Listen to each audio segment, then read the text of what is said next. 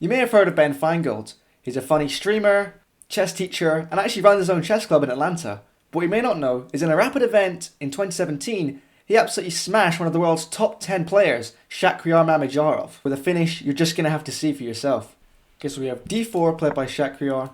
Finegold responded to knight f6, a very classical response to d4. c4, now we could be entering a Nimzo Indian, we could be entering sort of a Queen's Gambit declined, maybe a Rogozin. Finegold decides to go for c5, sort of an older move. This is called the Benoni defense. So this pawn can simply be taken, but after a move like e5, white can quickly win back the pawn.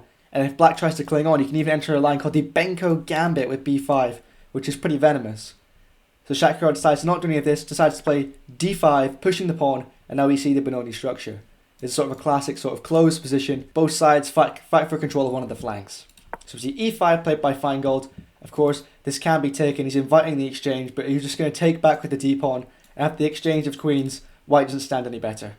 So we see knight to c3 played by Shak, d6 by Finegold, and now we see he's sort of blockading these pawns. We're going to end up with this weird structure after e4. All of the centre is completely closed. So bishop to e7 played by Finegold, only move. Now we can castle, still theory. Bishop to d3, knight bd7, and then knight ge2 played by Shak. h5 played by Finegold says it's good. This is the second most popular move, but it's a great way to get Shak out of theory here, because obviously if you're playing one of the world top 10 best players, they're going to know a lot of the key lines. But I mean, in the check variation of the Benoni, which is not a common thing, then h4 taking out of the main line, Shak is out of theory here and immediately makes a little bit of a mistake. h3, which allows a move h4 by Finegold. So bishop to e3 is now played by Shak, getting his bishop out. Maybe he's going to long castle after moving the queen. We don't quite know. Just develops his pieces. Knight f8 played by Finegold. Now this is a grandmaster level move from Finegold. Rerouting the knight instead of castling. He wants to go knight g6 and maybe start beginning a big attack on white's kingside. So we see queen to d2. White gives his options open where he's going to castle. Maybe he's going to go short. Maybe he's going to go long, and maybe try and attack black back if black tries to short castle. It's going to be an interesting game. Knight g6. Finegold finally reroutes this knight. He's prepared to castle. Maybe he develops his other pieces first, but now this knight is ready to start moving in and maybe attacking the king. So we see a3 by Shak, very logical, repairing b4. If one player is attacking on the king side, maybe you want to expand on the queen side, and you can sort of counteract their pressure. King f8. Not a mouse slip. Finegold here didn't want to castle. And the reason being is, castling not just a king move, you can't forget that. Castling is also a rook move, and he wanted his rook to defend this h4 square, and he also thinks, if white's expanding on the queen side, well his king's going to be perfectly safe on f8 or g8, because if all the pressure's over here, the king's on the king side, it's not going to matter. So he doesn't castle because he needs his rook to be on the h-file. Very smart, very sort of beguiling play from Finegold here. Probably a little bit shocking to see this from Shak, because obviously maybe you just expect him to castle and get a more standard game, but a very interesting way to play his position. So we see b4, of course continuing with his plan, b6, defending that pawn, takes, and then rook b1 played by Shak. Of course, very principled, open file, take the open file for your rook. Shak's just rolling here. Knight to h5, trying to get this knight into the game. Now both knights control f4, maybe trying to get into f4. And then we just see castles by Shakriyar Mamedyarov, just getting his king out of the way. Maybe he can play f4 himself. So Finegold decides to go king g8, making his king just that little bit safer, because maybe if all the centre opens up, could be a little bit vulnerable to checks in the dark squares. So he just thinks, going to preemptively get out of the way of that sort of stuff. Rook b3, and then bishop to f6. Obviously the bishop's doing absolutely nothing on e6, so he moves it to f6. Maybe he can get his queen in that square, and the bishop's just a bit more active. So rook f to b1. Of course, again, very principled. If there's one open file, double up your rooks on that file. Classical chess. Ben Finegold here now goes bishop d7, getting his light square bishop into the game.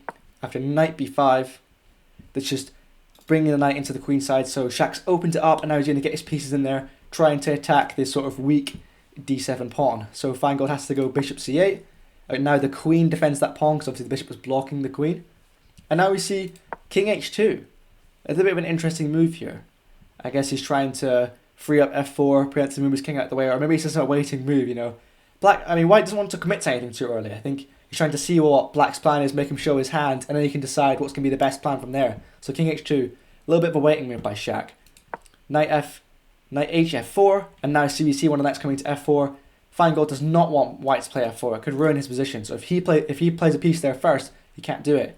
So takes, And now, of course, white can't play f4. And Finegold's attack is actually quite strengthened here. You know, he's got 2 pawns to throw at white's kingside and try and crack him open to try and get this attack to just break through the white position. So bishop to e2 played, trying to play f3. Ben Finegold plays f3 anyway. If you know anything about Finegold, he always says never play f3, so kind of ironic to play f3 here. And it also was actually a mistake, because this pawn can be taken 3 ways. So Shakriyar chooses the best way, taking with the bishop. But now we see the idea of Finegold's move. It wasn't the most sound idea, but there was an idea behind it. Bishop to e5 check, and this check isn't easily blocked, because you think, well, just have g3 here. You play g3, you can just take with the pawn, and now black's weird, suspicious rook is now in the game.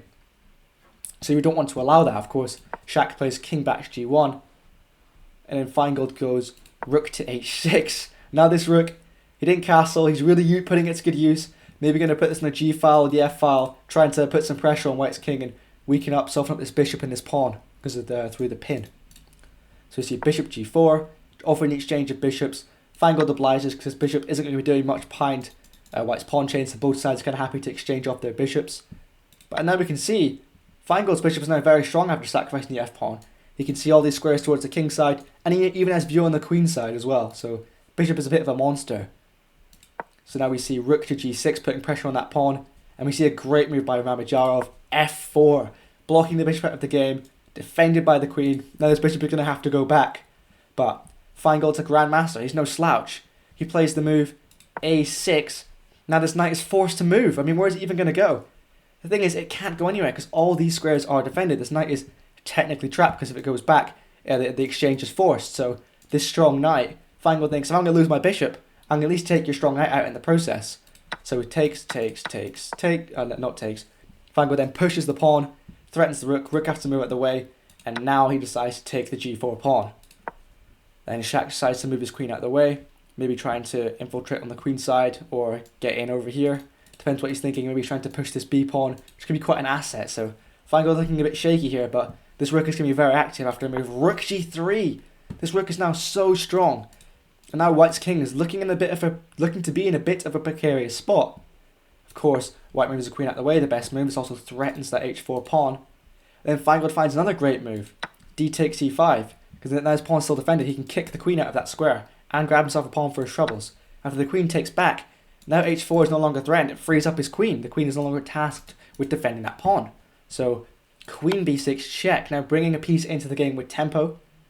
And Shakriyar makes a mistake here, king h1.